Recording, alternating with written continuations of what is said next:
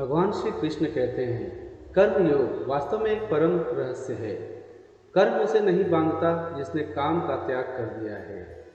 अपने अनिवार्य कार्य करो, क्योंकि वास्तव में कार्य करना निष्क्रियता से बेहतर है। आत्मज्ञान की तलवार से काटकर अपने हृदय से अज्ञान के संदेह को अलग करके अनुशासित बनो। मनुष्य अपने विश्वास से निर्मित होता है।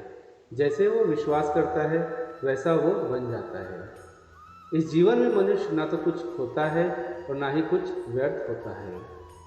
मन अशांत है और उसे नियंत्रित करना कठिन है, लेकिन अभ्यास से इसे वश में किया जा सकता है। केवल मन ही किसी का मित्र और शत्रु होता है। व्यक्ति या जीव का कर्म ही उसके भाग्य का निर्माण करता है। जब मानव अपने कार्य में आनंद खोज लेता है, तब वह पूर्णता प्राप्त कर लेता है। नरक के 3 द्वार वासना, क्रोध और लालच है। क्रोध से भ्रम पैदा होता है, भ्रम से बुद्धि व्यग्र होती है। जब बुद्धि व्यग्र होती है तब तर्क नष्ट हो जाता है। जब तर्क नष्ट हो जाता है तब व्यक्ति का पतन हो जाता है। सदैव संदेह करने वाले व्यक्ति के लिए प्रसन्नता ना इस लोक में है ना ही कहीं और।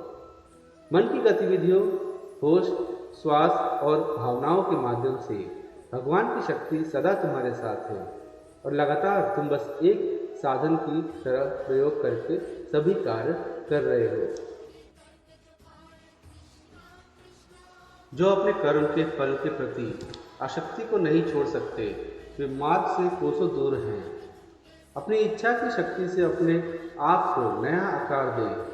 अपने आप को कभी भी स्व इच्छा से नीचा ना होने दें। इच्छा ही आत्मा का एकमात्र मित्र है और इच्छा ही आत्मा का एकमात्र शत्रु है। जिन्होंने खुद को जीत लिया है, उनके लिए इच्छा एक मित्र है, लेकिन यह उन लोगों का दुश्मन है जिन्होंने अपने भीतर आत्मा को नहीं पाया है। सर्वोच्च वास्तविकता उन लोगों की चेतना में प्रकट होती है जिन्होंने खुद को जीत लिया है। शांत मन में, ध्यान की गहराइयों में आत्मा स्वयं को प्रकट करती है। स्वयं के माध्यम से स्वयं को देखकर एक आकांक्षी पूर्णता के आनंद और शांति को जानता है। कोई भी जो अच्छा काम करता है उसका कभी भी बुरा अंत नहीं होगा, ना तो यहाँ और ना ही आने वाले युग में। भगवान श्री कृष्ण कहते हैं, गंभीर तपस्या और ज्ञान मार्ग से ध्यान श्रेष्ठ है। मुझ पर अपना मन लगाकर योग के अभ्यास से स्वयं को अनुशासित करो। मैं उन लोगों के लिए हमेशा मौजूद हूँ जिन्होंने मुझे हर प्राणी में महसूस किया है। व्यक्ति जो चाहे बन सकता है यदि वह विश्वास के साथ इच्छा वस्तु पर लगातार चिंतन करे। मन बहुत चंचल है जो इंसान के दिल में उथल पुथल कर देता है। जैसे वे मेरे पास आते हैं वैसे ही मैं उन्हें ग्रहण करता हूँ। सभी पथ पार्थ मानव को मेरी ओर ले आते हैं। इंद्रियों से मिलने वाला सुख पहले तो अमृत जैसा लगता है, लेकिन अंत में यह विष के समान कड़वा होता है। जब ध्यान में महारत हासिल हो जाती है तब मन हवा रहित स्थान में दीपक की लौ की तरह अंगिड़ रहता है। हे अर्जुन, 3 लोकों में मेरा पाने के लिए कुछ भी नहीं है और ना ही कुछ ऐसा है जो मेरे पास नहीं है। मैं अभिनय करना जारी रखता हूँ, लेकिन मैं अपनी किसी ज़रूरत से प्रेरित नहीं हूँ। कर्म मुझ पर इसलिए नहीं टिकते क्योंकि मैं उनके परिणामों से जुड़ा नहीं हूँ। जो लोग इसे समझते हैं और इसका अभ्यास करते हैं वे स्वतंत्रता में रहते हैं। ज्ञान की भेंट किसी भी भौतिक भेंट से बेहतर है, क्योंकि सब कामों का लक्ष्य आत्मिक बुद्धि है। जैसे आग की गर्मी लकड़ी को राख कर देती है, वैसे ही ज्ञान की आग सभी कर्मों को भस्म कर देता है।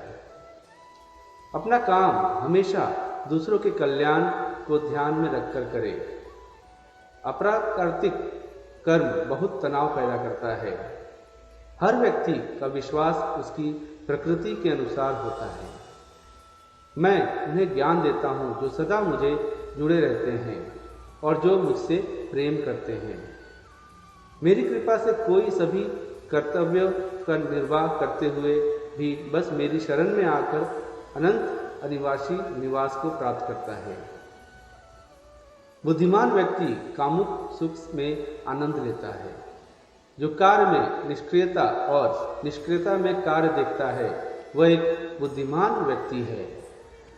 मैं धरती की मधुर सुगंध हूँ, मैं अग्नि की उष्मा हूँ, मैं ही सभी जीवित प्राणियों का जीवन भी और मैं ही सन्यासियों का आत्म संयम हूँ। तुम उसके लिए शोक करते हो जो शोक करने के योग्य नहीं है और फिर भी ज्ञान की बातें करते हो। बुद्धिमान व्यक्ति न जीवित और न ही मृत व्यक्ति के लिए शोक करते हैं। बुद्धिमान व्यक्ति को समाज कल्याण के लिए बिना आसक्ति के काम करना चाहिए, क्योंकि कर्म मुझे बांधता नहीं, क्योंकि मुझे कर्म से प्रतिफल की कोई इच्छा नहीं।